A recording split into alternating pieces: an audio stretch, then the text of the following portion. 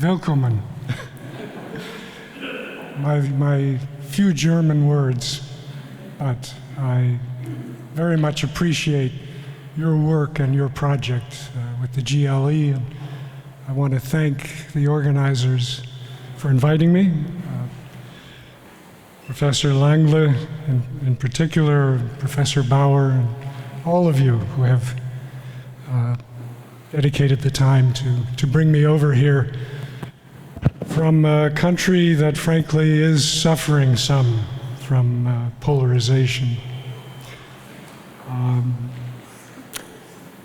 I don't know if you have some of the concerns we have in academia in our country,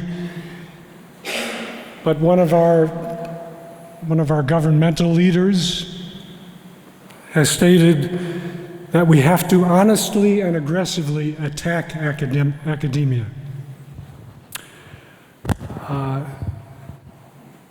The professors are the enemy. So I'll let that sink in a little while. Being a professor, I do feel a little unnerved, a little anxious about that. My thesis in this talk is that we have so much destructive anxiety in the world today, precisely because we fail to address the primal anxiety, the primal and potentially constructive anxiety that underlies the present anxiety.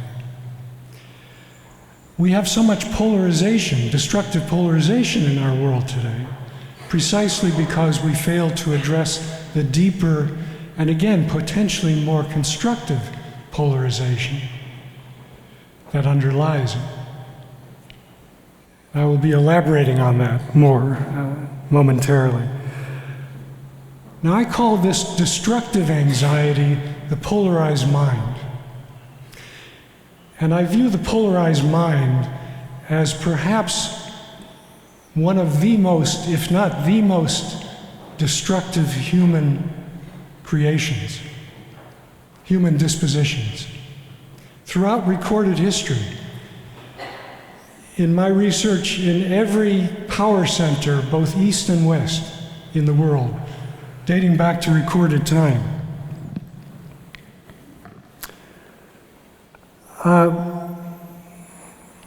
and on the other hand, I call this deeper and potentially constructive anxiety life-enhancing anxiety. And I recently wrote a book called Life-Enhancing Anxiety, Key to a Sane World.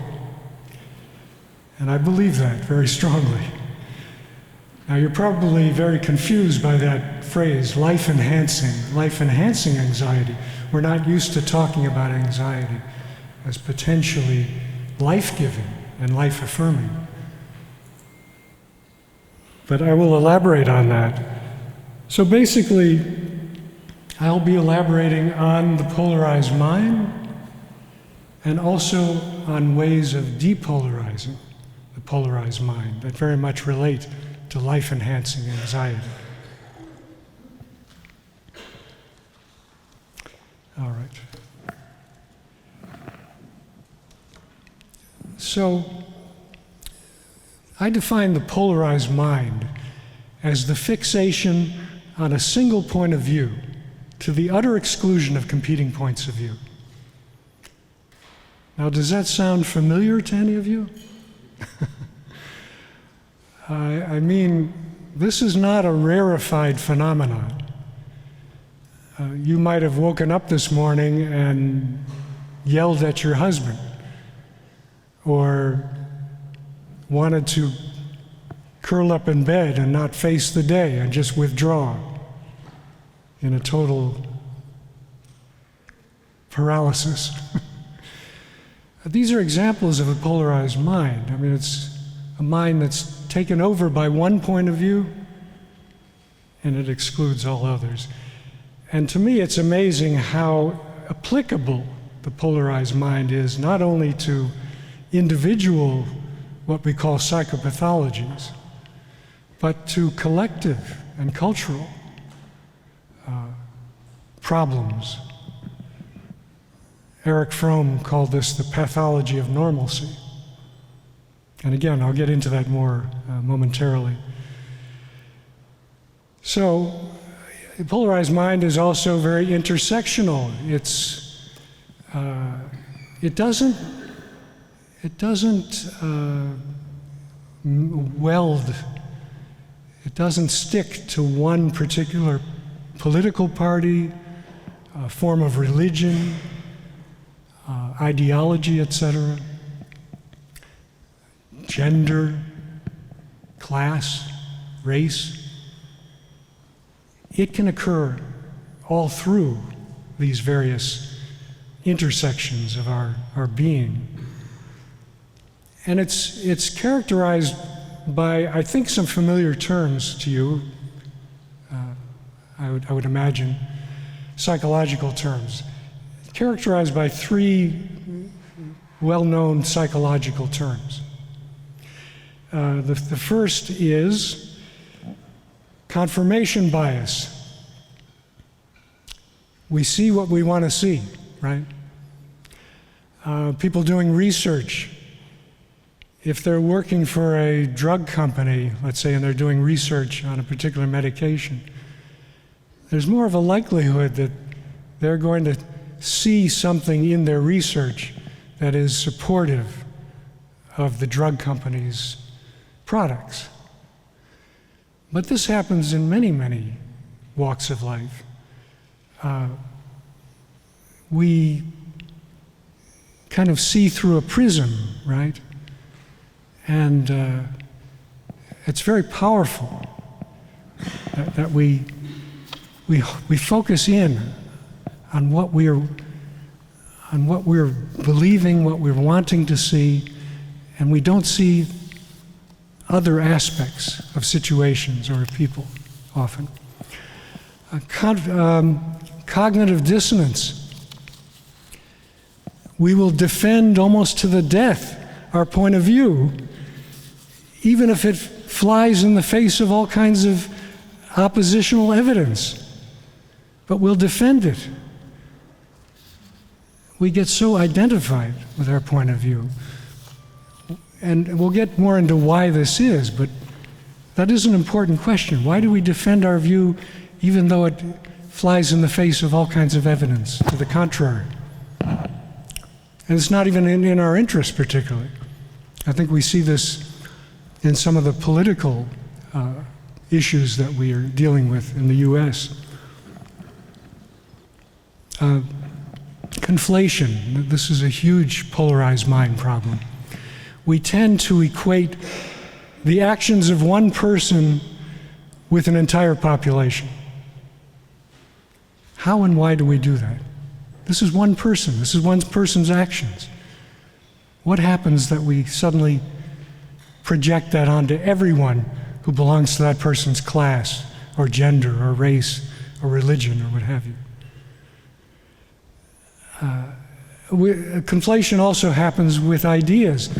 We hear one idea from, let's say, a certain party, and we equate that idea with the entire party. So one idea, and we equate it with an entire ideology. No, these things need to be looked at in a more nuanced way. That is part of the big problem with the polarized mind. It doesn't do nuance very well. I think this is another important point.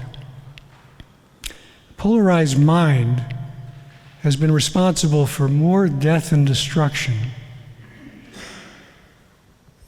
by those who we might call the undiagnosed through history than those we call the diagnosed, than those who are wearing away in our mental hospitals or our psychiatric and psychological clinics.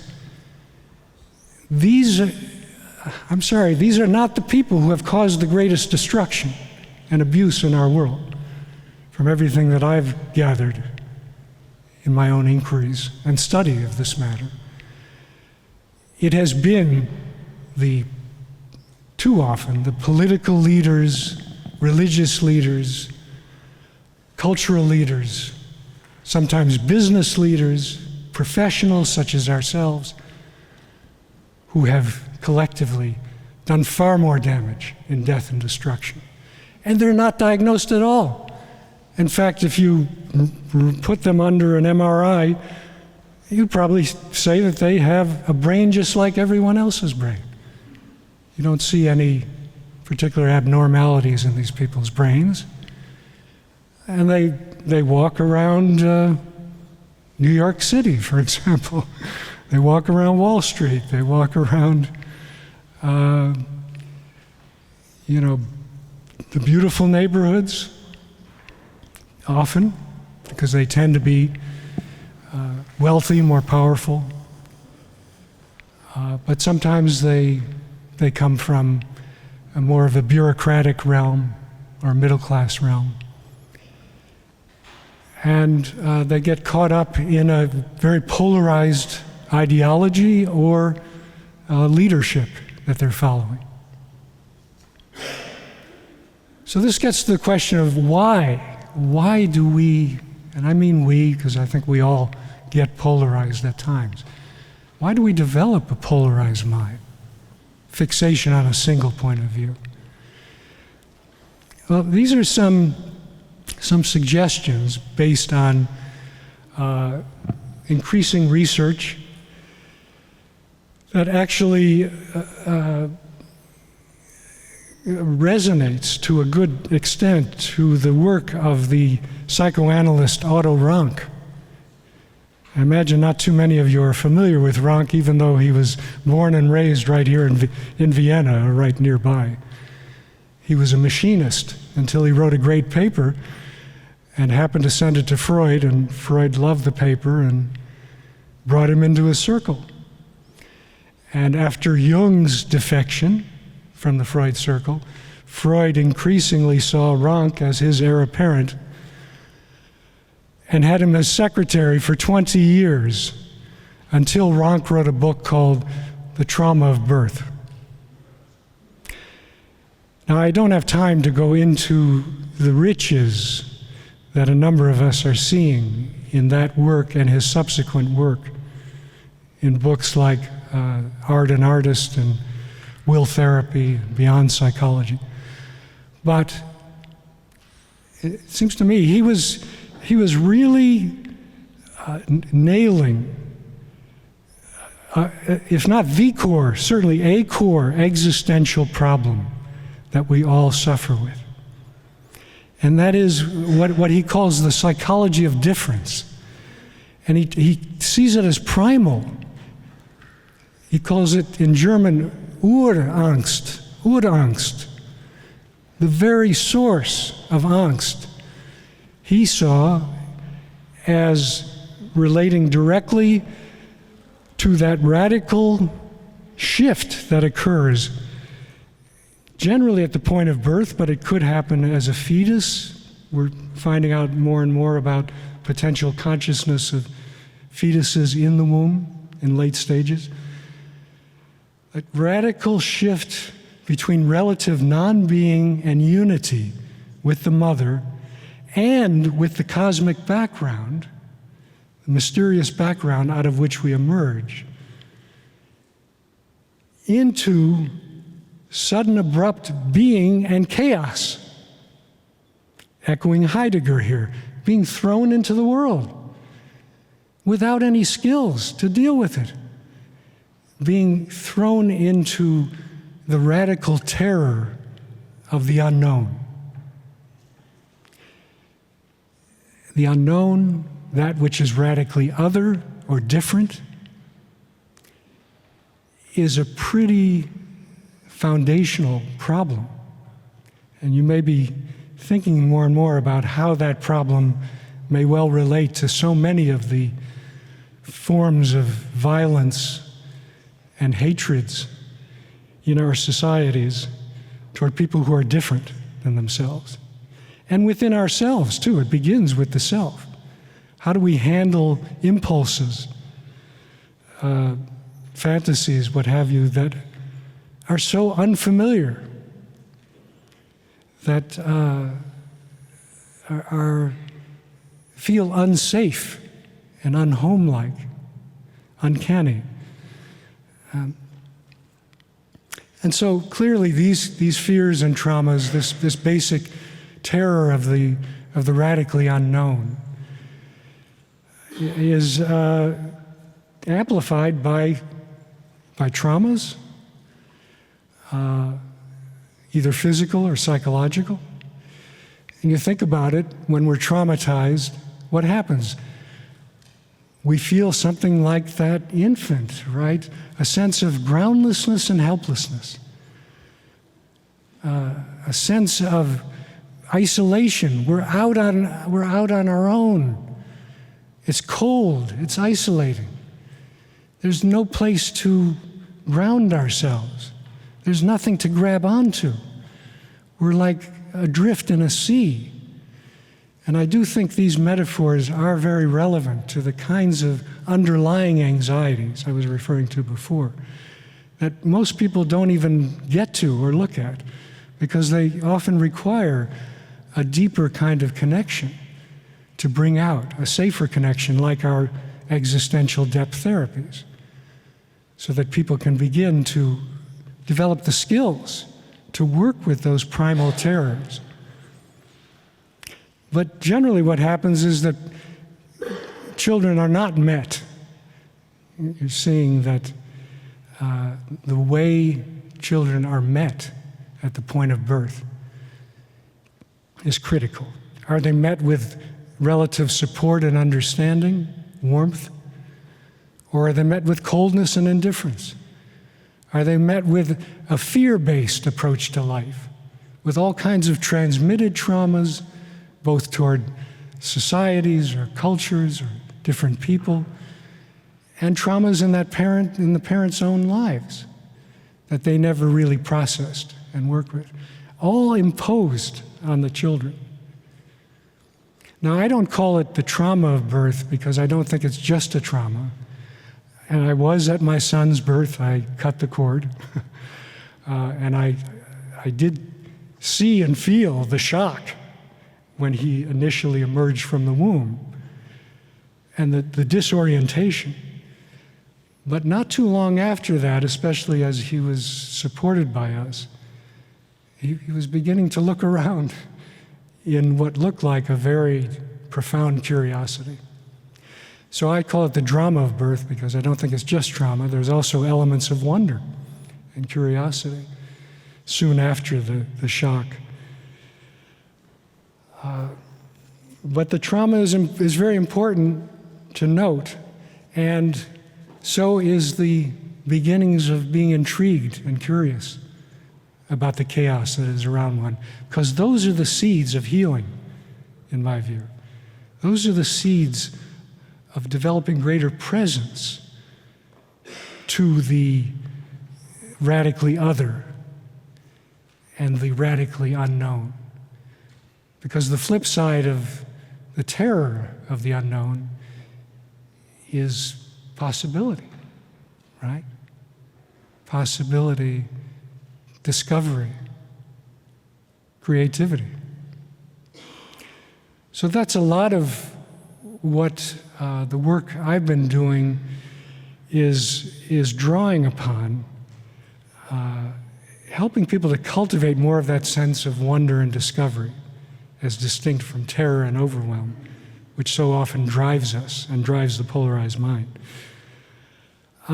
Now, the overcompensation thing is really important, because when we're feeling helpless and groundless, what do we tend to do? Cover it over as quickly as possible, right? Do everything one can to avoid any hint of that sense of being out of control.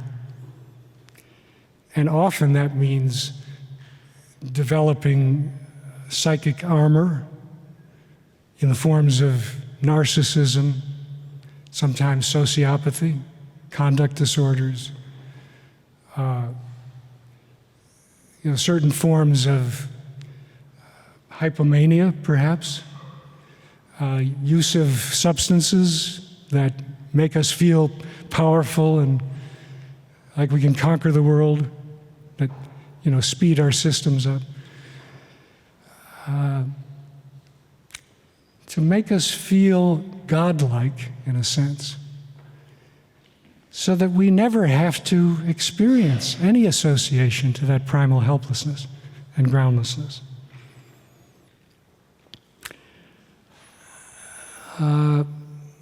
Now, I think it's an important point that polarized mind is extremist, but it doesn't cover all forms of extremism. In other words, polarized mind is driven by fear, mainly.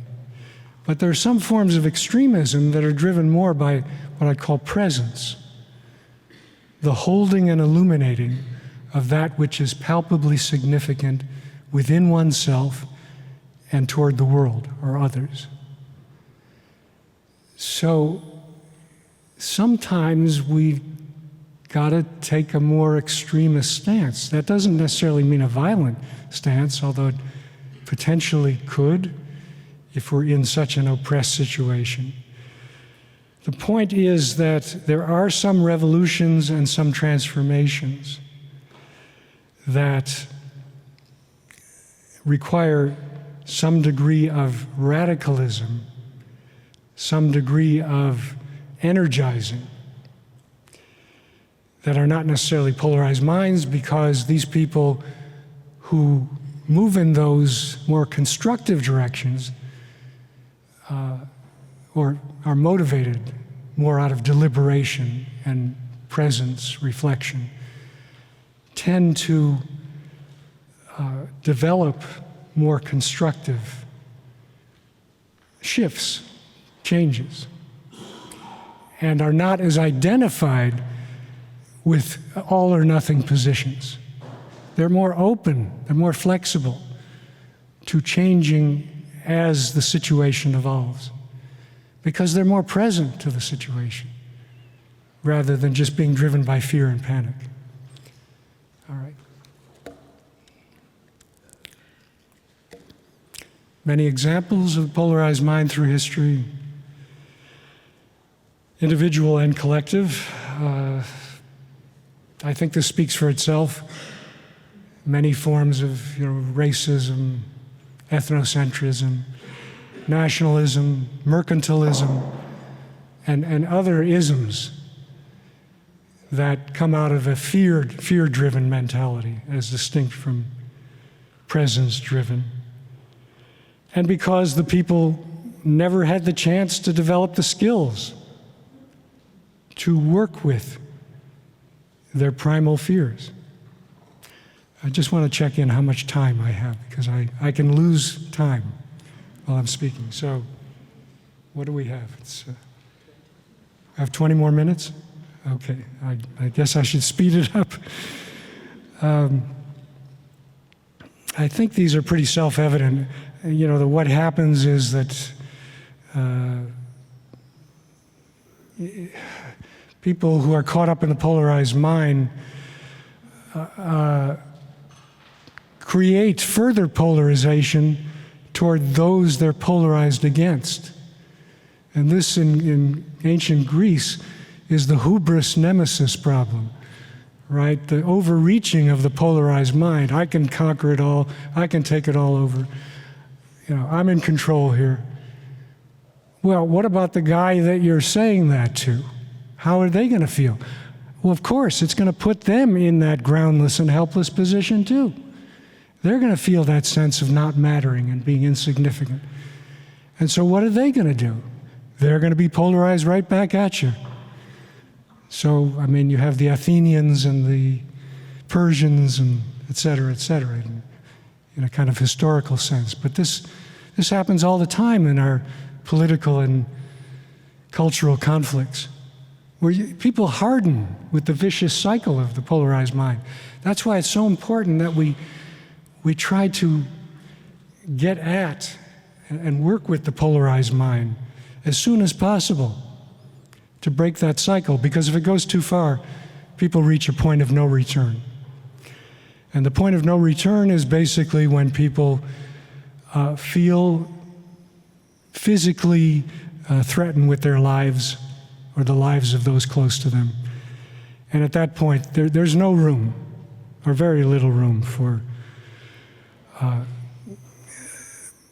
depolarizing forms of mediation, like bridge-building dialogue I'm going to talk about momentarily.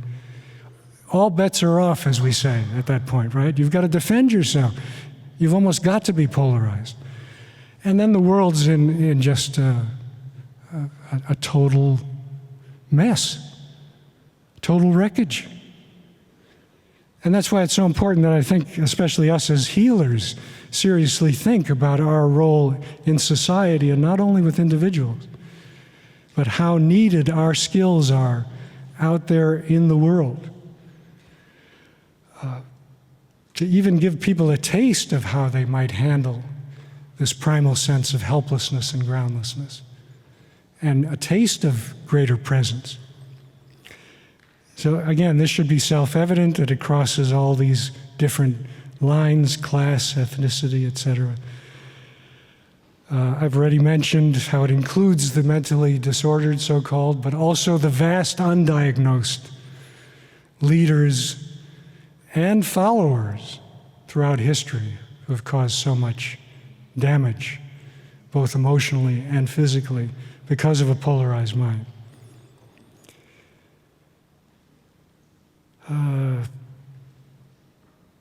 So getting to the depolarized mind, maybe you can think of more examples of people who are relatively depolarized. They're coming more from that place of an ability to pause, to reflect when they're anxious, or when they're in an uncomfortable conversation, or dealing with uncomfortable ideas. They tend to be non-dogmatic. They tend to be more engaged interpersonally, more centered. I mean, I think of, you could be a little idealistic here, but I think of Socrates' forum and Plato's forum as perhaps one of those places where polarization was being addressed, and where the philosophers were learning skills to stay with and work with the uncomfortable conflicts and tensions that people were dealing with in that society. But I have a few other possible exemplars where people are holding the paradoxes of life. They're able to face the idea that we are weak, fragile worms, if you will, food for worms, and at the same time, we're very bold, self-creating and transcending angels. We're both. To me, that's the vitality of the human condition. And both bring a synergy or an energy, that life-enhancing anxiety I was talking about before, that I think is so powerful. So, yes, I've mentioned this. The development of presence can also lead to, as I say, life-enhancing anxiety, which is basically the capacity to live with and make the best of the depth and mystery of existence. That's my philosophical definition of life-enhancing anxiety. Capacity to live with and make the best of the depth and mystery of existence. My more practical definition is the capacity to live more on the edge of wonder and discovery than terror and overwhelm. Very important in terms of the kind of healing work that we do, and certainly that we do in existential humanistic psychology. So we're basically helping people to come over more to that capacity to live life more as an adventure, wonder and discovery, as opposed to being driven toward this or that, or compelled this way or that way. It's an inner freedom that certainly Frankl exemplified perhaps in the highest way possible in his experience in the death camps. We don't need to belabor this right now, but I can make these slides available to you later. I think there's a wisdom factor here with life-enhancing anxiety, and beginning with presence, and developing presence and life-enhancing anxiety helps us to relate to each other more like Martin Buber talks about in the I-thou relationship. It's also been called the Jove in us nodding to the Jove behind each of us. Jove being, literally was the Roman god Jupiter. But figuratively, Jove is like a sacred realm. So it's the sacred realm in me or you nodding to, resonating with the sacred realm in another. I think this is perhaps the most healing interpersonal engagement, form of engagement. So quickly, I have maybe 10 minutes to try to go through this experiential democracy dialogue. This is one way of helping people cultivate more of a sense of presence to uncomfortable people, conversations, ideologies. And what we often do is we bring self-identified conservatives and liberals together for these kinds of dialogues. This particular one I've developed out of a lot of background with a group called Braver Angels, and before that group, I was developing this. I see this more coming out of depth psychology because it's an intimate one-on-one format for humanizing very difficult political and cultural conversations. And you may even practice this if you've got a client who's very polarized and very radically different and brings up those primal feelings for yourself. I would suggest, maybe role-playing the client with another therapist, consultant. So you see that it really emphasizes curiosity, respect, and openness with the prospect of common ground. And if you don't respect the person's particular ideology, that's understandable, but at least respect the fact that they're willing to sit with you and engage in this very difficult process. Can you do that? I don't think that's too hard, especially for us in the healing profession, to try to feel. Now, these are ground rules. These are absolutely integral to this approach. And I would say to just about any good mediation approach, without ground rules, these types of conversations go downhill very quickly. And I'm sure you've seen that yourself. They either turn into basically avoidance or verbal flame throwing at each other and accusations, or out-and-out violence. Very quickly they go down. And that's another indicator of how primal these problems are. Why is a political ideology so important to that person? It goes so deep. Well, because something is not processed there. That would be my guess. So these are things that I think you're all aware of, that you have to be monitoring the verbal and the nonverbal kinds of communication in these dialogues and bringing your best self to a difficult conversation. This is where you set up the dialogue. You pick a topic, basically, and you have your own topics. May not be the same as we have in the U.S. I understand there's maybe some gender tensions. Maybe that's one you work with, or other cultural tensions. Once you've chosen a topic with your partner, before engaging in the dialogue at all, we're trying to help people understand where they're coming from, have some context. So many conflict mediations have people jump right into the the dialogue. No, that doesn't usually work. We have to find out, who is this human being before me, rather than just a label or a stereotype. So the first stage is to support the partners to simply close their eyes and visualize what it might be like to engage with this person with that view. What are the thoughts, but especially feelings, body sensations, images that come up for you. And watch them like things floating down a river. Don't get fixated, but get a sense of what's operating on you as you move into this relationship.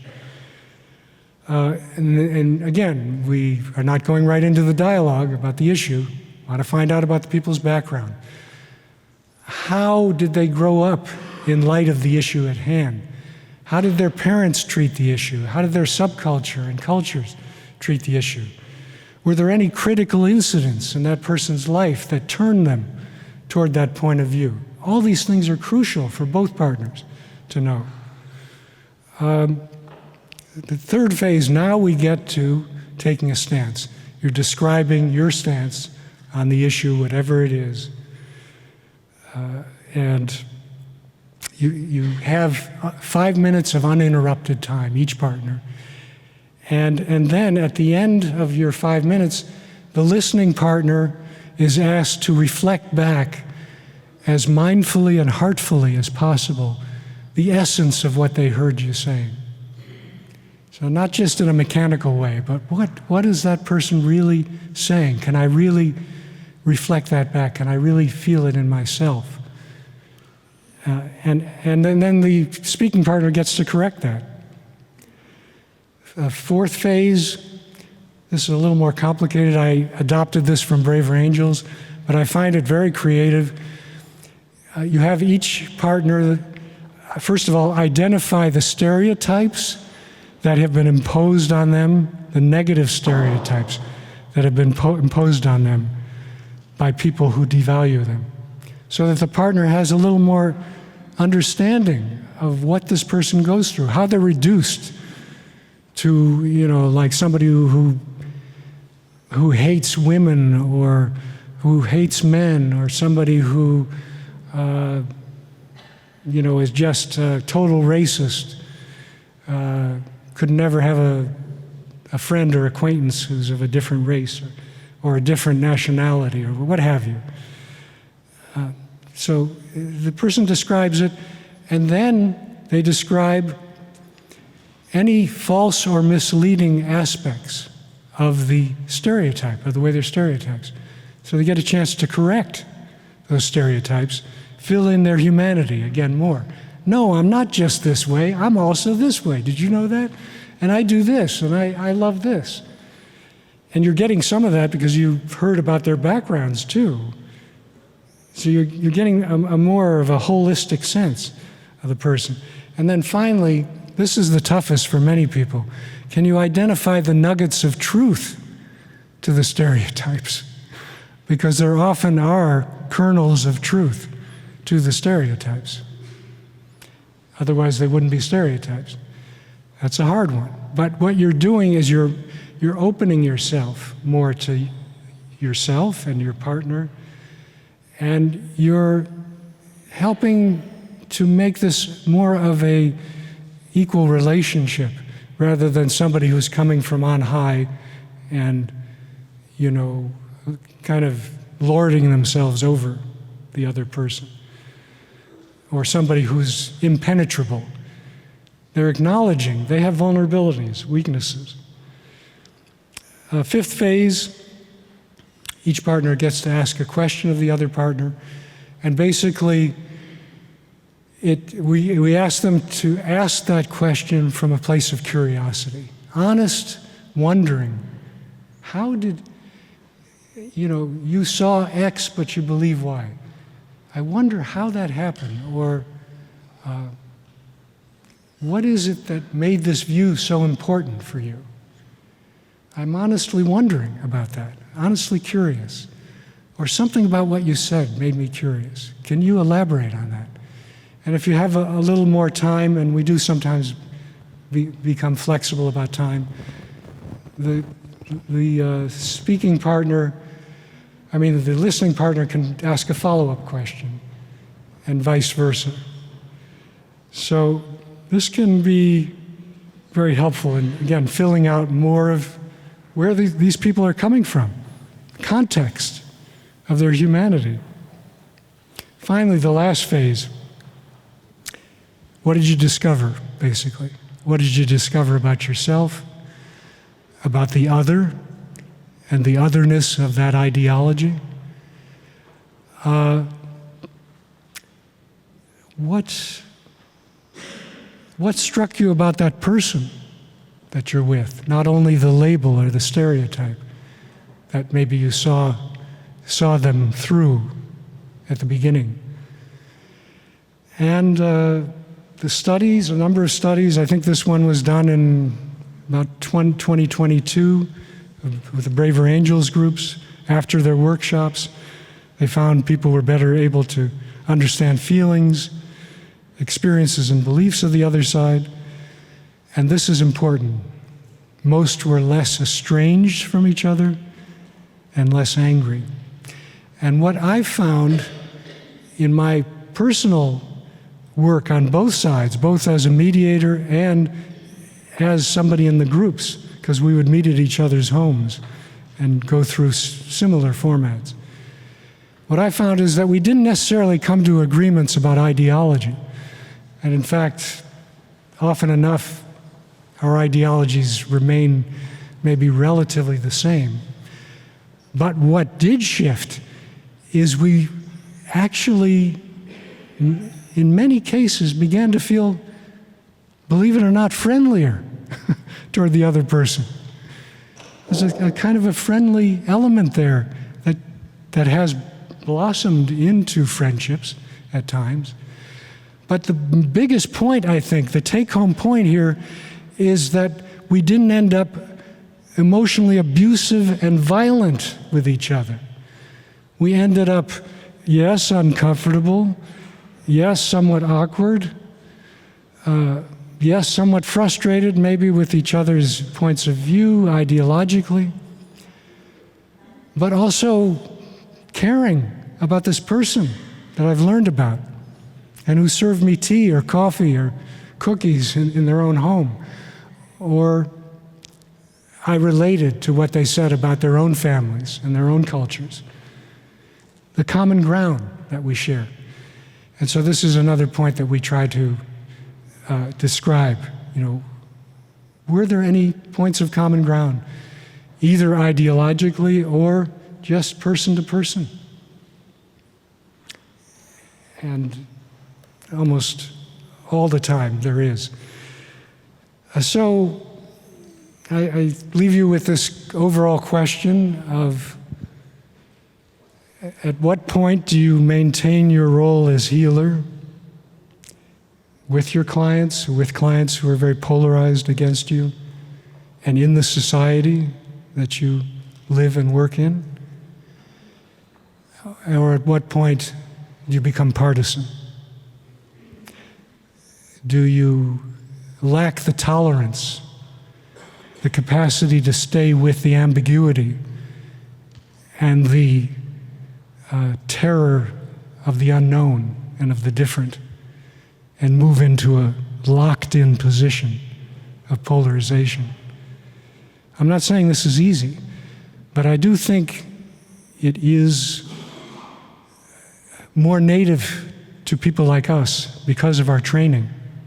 And I want to highlight that and how important you are and that training is to helping our world move more toward these kinds of bridge building and presence-centered approaches to each other, rather than collapsing into some kind of cataclysm of war, hatred, and living in silos, living in segregated communities, which often leads to war and violence. And that this is a race against time.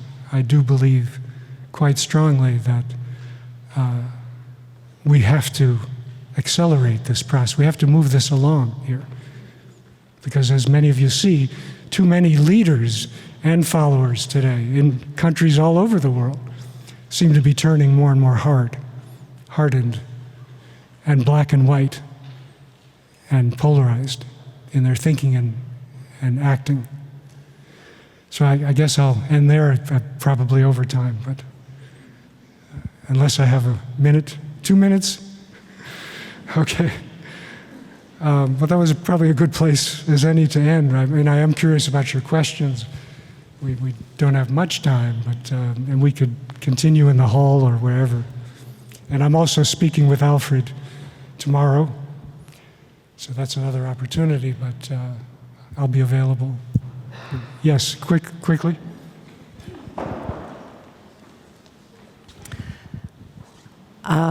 I try not to be too manipulative with my question, but still it might be a little bit, but you will help yourself. You will help it. I'm a couple therapist, and I'm wondering, hearing this, whether it wouldn't be necessary to have much more kinds of therapy methods where this dialogue is exercised and is taught. Or I put it as a question, why do we have so much individual therapy still, even though we know that we need more communicative abilities? Socially, you mean? Yeah. That's a great question. Yeah. Why do we have so much emphasis on individual therapy when we know that the fires are burning all around us in society? And the DSM is a problem here too. The DSM focuses on individual psychopathology.